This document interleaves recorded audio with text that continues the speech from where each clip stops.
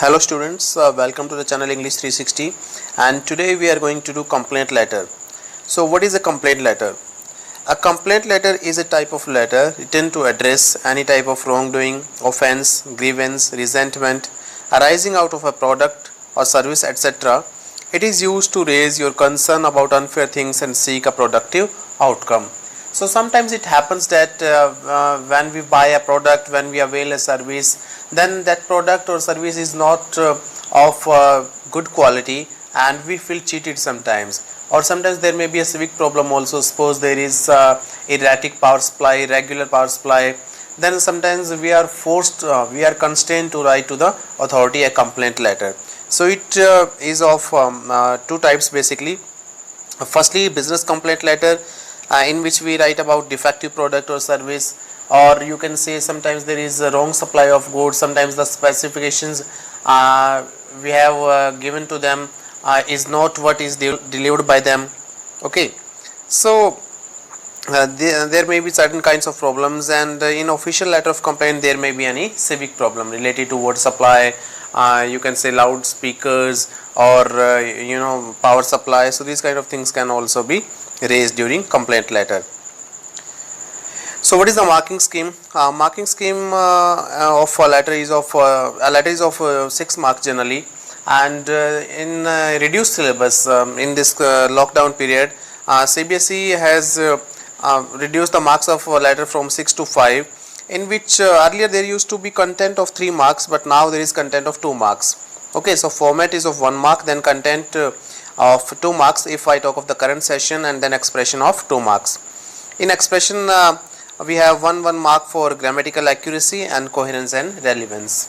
मतलब आपकी ग्रामर सही होनी चाहिए. कोहेरेंस का मतलब क्या होता है कि your letter should look like a unified whole, it should not look like a scattered piece of writing. सभी मतलब जो है पैराग्राफ्स आप कह सकते हो, सभी सेंटेंसेस जो कह सकते हो इंटरकनेक्टेड और एक ही सेंट्रल आइडिया को कंट्रीब्यूट करते होने चाहिए. Then there are certain points which are to be kept in mind. First of all, the tone of the letter should be formal and impersonal, because this is a formal letter and complaint letter. तो tone जो है इसकी formal होनी चाहिए. Polite language and etiquettes. Then clearly stated purpose. You have to specify the purpose in clear terms for what purpose or for which purpose you are writing the letter. No personal pronouns, contractions and imperatives. We don't use personal pronouns while writing a formal letter. We don't use contractions. Suppose if I have to say cannot, then I will say cannot. I will not say can't. Okay, and imperatives like sit down, stand up. So these kind of sentences we do not use in formal writing. Then we have to use passive voice and formal linkers. Linkers mean connective devices like however, therefore, not only but also, and of course we use passive voice here. Then complex sentences and non-colloquial language. Complex sentences हम इसमें use करते हैं writing में. Non कॉलोक्वियल language का मतलब, कॉलोक्वियल language वो होती है जो आम बोलचाल की स्पोकन जो लैंग्वेज होती है जिसमें स्लैंग्स वगैरह भी यूज़ हो जाते हैं, but in formal language we avoid those things. And no abbreviations. Yeah, we do not use any abbreviation. We use full forms in formal letter writing, and no phrasal verbs and idioms. So these are also not allowed in formal writing. So here I have brought for you some informal and formal words and their equivalent formal words. जैसे कि whole है, whole informal है, इसका equivalent formal word entire है. इस तरह clothes को हम garment कहते हैं formal जो sense में, thanks को gratitude कहते हैं. Okay. So there are many such words. There is a, you can say, long list of such words, so that you can have an idea about as to how to go about a formal letter writing कि किस तरह के words आपको choose करने. Keep को हम retain कह देते हैं, and stubborn को obstinate, put off कोई चीज़ हम informal sense में बोल देते हैं, उसे formal sense में postpone. So there are many such words. So you should do the practice of such words. Colloquial जो मैंने आपको बोला, जैसे देखिए अगर मैं बात करूँ न्यूट्रल जो वर्ड है वो चाइल्ड है. लिटरेरी सेंस में ज़्यादा ही फॉर्मल इंग्लिश की बात करें तो इन्फेंट कह देते हैं, और कोलॉक्वियल में उसे किड कह देते हैं. तो हम लेटर फॉर्मल राइटिंग के अंदर किड जैसे वर्ड्स यूज़ नहीं करते. We can say child, that is acceptable. ज़्यादा ही फॉर्मल हो हम इन्फेंट कह सकते हैं. ओके, तो इस तरीके के हमें ये वर्ड्स है वो यूज़ करने हैं. Then these are some words and phrases and expressions for formal and informal writing. Okay, तो आप इनसे भी गो थ्रू कर सकते हैं. For example if I talk about this particular point, I look forward to hearing from you without delay, hope to hear from you soon. तो देखिए I look forward to hearing from you without delay तो एक formal expression है, और hope to hear from you soon से एक जो sense आती है वो इनफॉर्मल राइटिंग की आती है. इसी तरीके से ये सारे यहाँ पे एक्सप्रेशंस दिए हुए हैं. Next is there are certain phrases for writing a formal letter, so you can go through these phrases also. Okay, for apologizing, for making a request, beginnings, then complaining, ending. So these are certain phrases for writing a formal letter. Then yeah, this is really important. These are some connective devices. Connective devices क्या करती है? They make your letter, they make your paragraph look unified whole. जैसे कि scatter नहीं लगता आपका कोई भी पीस ऑफ राइटिंग जो है. जैसे more over, further more, what's more. तो देखिए ये क्या होता है कि जब कोई और बात कह के कोई एडिशनल इन्फॉर्मेशन दी जाती है तो इसमें मोर ओवर वर्ड लगाना ज़रूरी हो जाता है. मान लो मैंने कोई बात कह दी और कुछ और एक्स्ट्रा इन्फॉर्मेशन दे रहा हूँ उसके बारे में, then I would say moreover there is evidence to suggest that. Okay भाई, मैंने पहले कोई बात कही उसके बाद मैं और एक्स्ट्रा इन्फॉर्मेशन दे रहा हूँ तो मैं मोर ओवर ऐड करूँगा. अदरवाइज़ जो है वो एक कोहेजन नहीं लगता आपकी राइटिंग के अंदर और उसके भी मार्क्स डिडक्ट हो जाते हैं. अगर मैं किसी और बात को अलग तरीके से सिंपल वे में कह रहा हूँ ताकि वो इजी हो जाए समझने के लिए, या अपने पॉइंट को एम्फेसाइज कर रहा हूँ, तो मैं कह सकता हूँ इन अदर वर्ड्स और to put it more simply. Okay, and then is conversely, on the contrary, however, alternatively, on the other hand. ये होता है जब मैं अभी जो मैंने कोई बात की उसके कॉन्ट्रास्ट में कोई बात कह रहा हूँ, उसके विपरीत कोई बात कह रहा हूँ, तब वो इनमें से किसी मैं डिवाइस का यूज़ करता हूँ. जैसे scholar A thinks this, however scholar be reached a different conclusion. ठीक है, स्कॉलर ए तो ये सोचता है लेकिन जो स्कॉलर बी है उसका कंक्लूजन कुछ अलग था. तो मतलब मैंने थोड़ी ऑपोजिट बात की ना कि बी का कंक्लूजन डिफरेंट था, तो मैंने हाउएवर यूज़ किया. अकॉर्डिंग टू का मतलब होता है कि एज स्टेटेड बाय समबडी और एज शोन बाय समथिंग, कि अकॉर्डिंग टू मी, कि मेरे अकॉर्डिंग या मेरे अनुसार, it was a nail biting finish, it was a cracker game. Okay, if I talk of cricket match. As well as along with, तो देखिए as well as का मतलब ऑल्सो और एंड के सेंस में होता है. Scholar A argued that this was due to X as well as Y, तो एंड के सेंस में इसका यूज हो जाता है. कपल्ड विद का मतलब क्या होता है? जब हम दो या दो से ज़्यादा आर्ग्यूमेंट्स की बात कर लेते हैं, उसी सेंस में एंड के सेंस में कह सकते हैं आप कि coupled with the literary evidence the statistics paint a compelling view of. Firstly, secondly, thirdly का मतलब मान लीजिए मैं 3-4 पॉइंट्स कहने वाला हूँ तो इसको स्ट्रक्चर्ड फॉर्म देने के लिए मैं इस तरह के जो वर्ड्स है वो यूज़ करूँगा. ये कहने की सिंपली स्टार्ट करने के बजाय मैं ये कहूँगा फर्स्टली, देन सेकेंडली, थर्डली और फाइनली भी कह सकता हूँ. तो इससे ज़्यादा ऑर्गेनाइज लगता है मेरा जो है letter. In view of, in light of, तो देखिए मतलब किसी चीज़ के संदर्भ में अगर कोई बात करें तो हम ये कह सकते हैं कि in light of the evidence from 2013 study we have a better understanding of. अगर उनको ध्यान में रखते हुए बात करें या उनको नज़र में रखते हुए. फॉर इंस्टेंस, एग्जाम्पल के लिए यूज़ किया जाता है. Okay, not only but also you know very well कि ना केवल ये बल्कि ये भी हुआ है, उस सेंस में हम यूज़ कर देते हैं. एंड देन सिमिलरली, अगर हमने कोई बात कह दी और उसी की जैसी कोई दूसरी बात कही तो सिमिलरली हम यूज़ करते हैं. जैसे कि audiences at the time reacted with shock to his new work, similarly we have tendency to react with surprise to the unfamiliar, कि उसी तरीके से. ठीक है, और लाइकवाइज भी हम इसी सेंस में यूज़ करते हैं. देयरफॉर जो होता है वो सो के सेंस में यूज़ होता है, इसलिए के सेंस में कि therefore we must accept this plan. Above all का मतलब जो सबसे इंपॉर्टेंट पॉइंट हो, सबसे सिग्निफिकेंट पॉइंट हो, जैसे above all it seems pertinent to remember that. That is in conclusion. In conclusion आप जब फाइनली कंक्लूड कर रहे हो किसी बात को, ठीक है, समराइज कर रहे हो, तो उस सेंस में यूज़ होता है. सिग्निफिकेंटली, नोटेबली या इम्पोर्टेंटली, एक जैसे ही वर्ड्स हैं ये. जब आप कोई इंपॉर्टेंट बात बताने जा रहे हो, ठीक है, तो उससे पहले हम ये बात यूज़ कर देते हैं, ये वर्ड्स यूज़ कर देते हैं significantly. Then is nevertheless, nonetheless या नॉटविथस्टैंडिंग. इसका मतलब होता है डिस्पाइट दिस. जैसे कि the study had its limitations but it was nonetheless ground breaking for its day. तो देखिए स्टडी की इसकी कुछ कमियां थी बट फिर भी डिस्पाइट दिस, नॉनदलेस का मतलब ये हो जाता है. ये अलग अलग आप ये कह सकते हो कि जगह पे यूज़ होते हैं एक सेंटेंस के अंदर. After that format of a complaint letter, first of all send his address on the upper left side. After leaving a line, we write date. Date we mostly prefer to write in a British format, जिसमें सबसे पहले हम लिखते हैं day. After that month in you can say words and thereafter year. जैसे अगर मैं आज की डेट की बात करूँ तो हम लिखेंगे 4 September 2020. 20. ओके, रिसीवर्स एड्रेस उसके बाद होगा एक लाइन छोड़ के. Then after leaving one line salutation. Salutation में हम लिखते हैं आजकल फॉर्मल लेटर्स में लिखने लगे हैं डियर सर और डियर मैडम, और ओनली सर और मैम भी चलेगा. After that we write subject. Okay, some books prefer to write subject before salutation and some books say that salutation should be written before subject. तो देखिए मेरे according जो है हम सब्जेक्ट को अगर लेटर की बॉडी की जितना पास रखें उतना बेटर है, because it is also a part of the body of the letter. तो सैल्यूटेशन इससे पहले हो जाए तो बेटर है. और subject should not be too lengthy, 4, 5, 6 words maximum आपके होने चाहिए. After that you will write the body of the letter. This is generally divided into 3 to 4 paragraphs.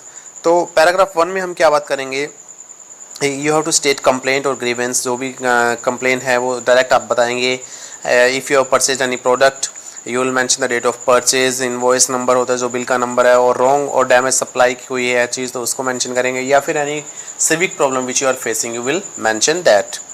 In paragraph 2 you will describe the condition of product in detail कि क्या क्या कमियाँ, क्या क्या problems आप फेस कर रहे हैं, उसके अंदर क्या क्या डिफेक्ट्स हैं.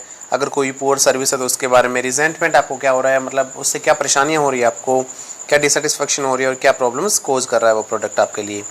And in paragraph 3 you will request them to repair the product, और you can ask them to rectify the services, or you can ask for the refund also, replacement if the product is under warranty, and finally you want your problem to be redressed.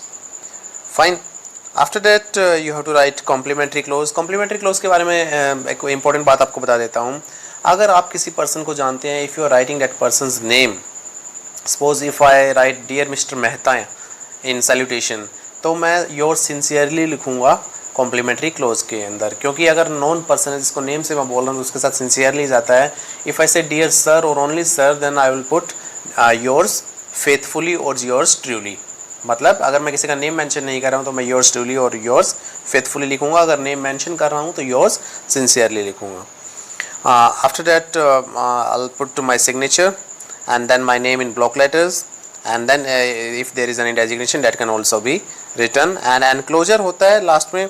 मान लीजिए आप साथ में कुछ और documents भेज रहे हैं कि बिल की कोई कॉपी है या कुछ और है, तो वो एनक्लोजर में लिख दिया जाता है, ताकि at the end of the letter सामने वाले को ध्यान आ जाएगी और भी डॉक्यूमेंट्स है इस लेटर के साथ. और एक जो हम योर्स वर्ड लिखते हैं, स्टूडेंट्स अक्सर इसमें मिस्टेक करते हैं कि they put you can say apostrophe after R. तो आर के बाद अपोस्ट्रोफी नहीं आएगा, that is totally wrong. Yours एक कंप्लीट वर्ड है जिसमें अपोस्ट्रोफी नहीं आएगा. सो YOURS लिखना है कॉम्प्लीमेंट्री क्लोज के अंदर. Then is expressions to be used in defective product. तो देखिए मैं एक यहाँ पे एग्जांपल ले रहा हूँ. ये कंप्लेंट लेटर है एक डिफेक्टिव प्रोडक्ट के लिए.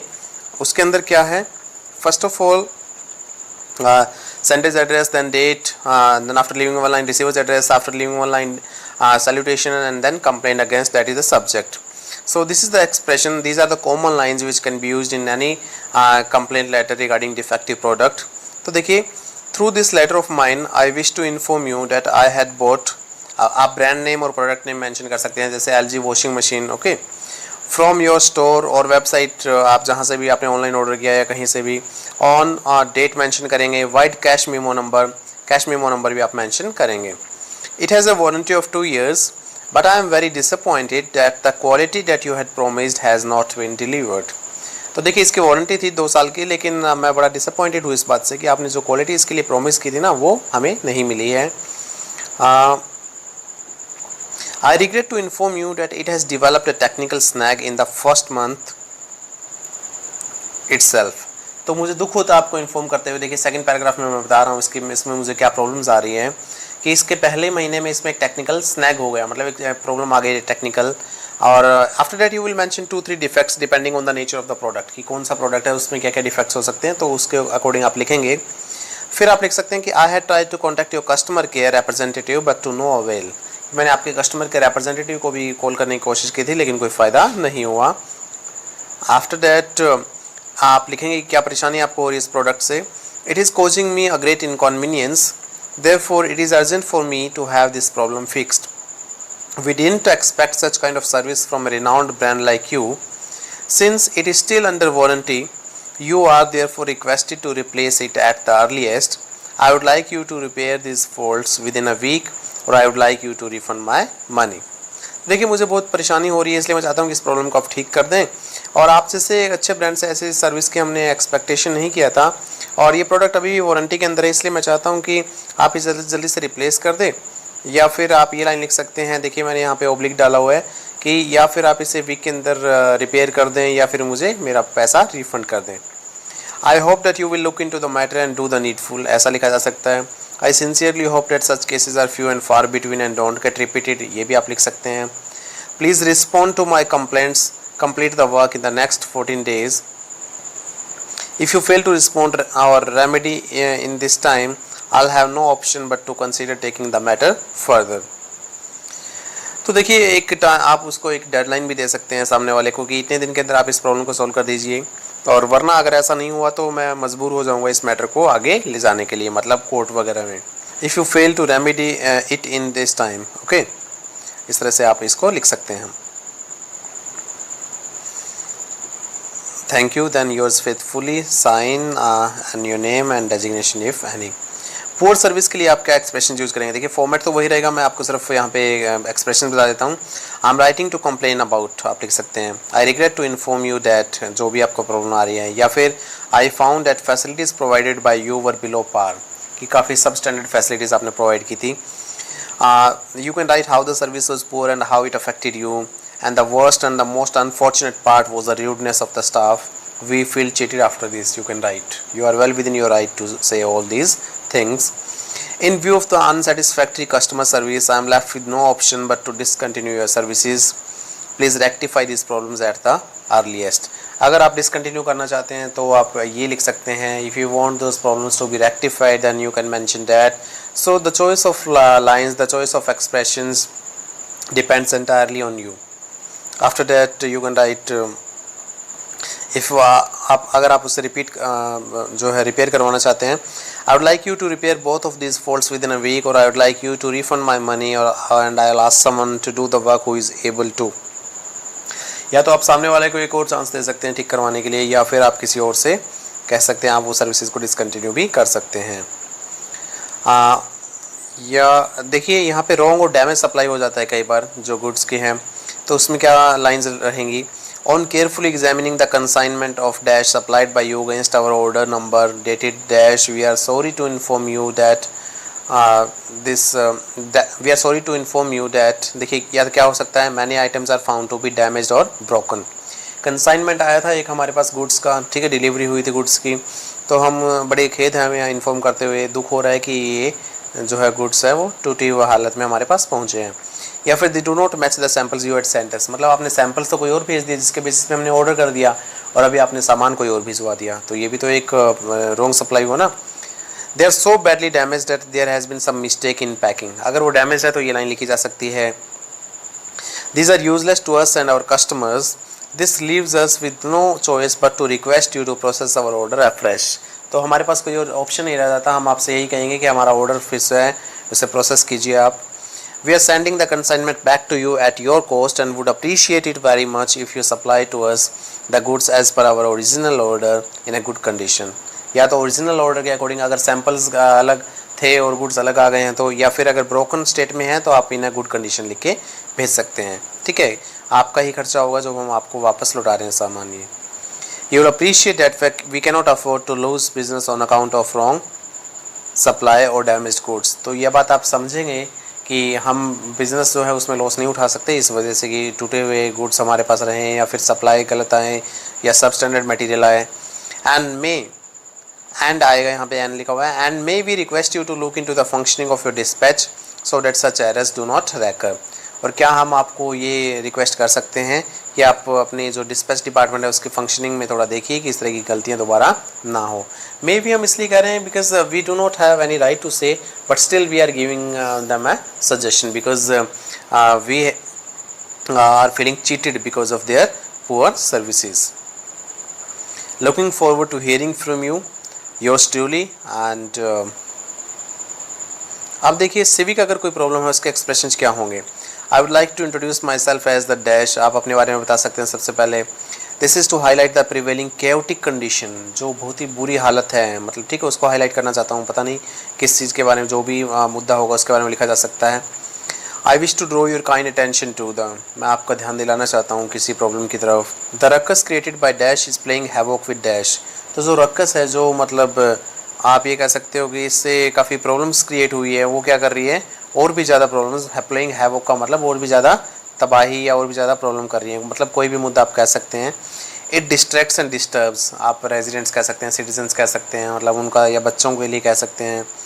Okay, and then you will describe 2 or 3 problems. The official concern has been approached by the residents many a time in this connection, but nothing has been done so far. तो इसके लिए जिम्मेवार अधिकारी थे, उनके पास काफ़ी बार जाया जा चुका है, लेकिन कुछ भी नहीं हुआ है। The problem is worsening with every passing day. ठीक है, हर बीते हुए दिन के साथ ये प्रॉब्लम बढ़ती जा रही है। This shows utter insensitiveness on the part of the staff of. इससे क्या पता चलता है कि गवर्नमेंट के जो ऑफिशियल जो इसके लिए रिस्पॉन्सिबल थे, इस प्रॉब्लम को सॉर्ट आउट करने के लिए, रिजॉल्व करने के लिए, उनकी इनसेंसिटिवनेस दिखा रहा है कि कितने वो और इस सेंसिटिव मुद्दे को समझ ही नहीं रहे हैं। ठीक है, मतलब वो थोड़े कैलस एटीट्यूड, वो इनडिफरेंट एटीट्यूड हुआ है उनका। May I therefore on behalf of dash request you to take personal interest in this matter. तो क्या मैं मेरे जो कॉलोनी के जितने लोग हैं उनके सभी के बिहाफ पे आपको ये बोल सकता हूँ कि आप इसमें पर्सनल इंटरेस्ट लीजिए, खुद आप देखिए ये मैटर रिजोल्व करवाने के लिए। And effective measures in this regard, I request you to strictly enforce the rules and law. तो आपसे ये रिक्वेस्ट कर रहा हूँ। You are requested to ensure that such incidents are not repeated in the future. Okay, this is your example. You are Arjun Anjana of 15 Mayur Vihar, New Delhi, and you purchased an automatic washing machine from Grand Electronics against a warranty of 2 years, but it has started malfunctioning. So you have to write a letter to the manager stating your problem and requesting him to replace the machine immediately. So you can go through this letter. I mean, this is in line with the expressions we have done earlier. So you can have a quick look at the letter, how you have to write a complaint letter. You can take a screenshot also if that is needed. I'll put your signature here, and then you will write your name in block letters, then enclosure if there is any. So this was your complaint letter. I hope that you understood this topic well, and if you have found this video to be fruitful, then please like it, subscribe my channel English 360, tap the bell icon, and comment on the video. Give me your suggestions in the comment box, and keep learning, keep growing. Thank you.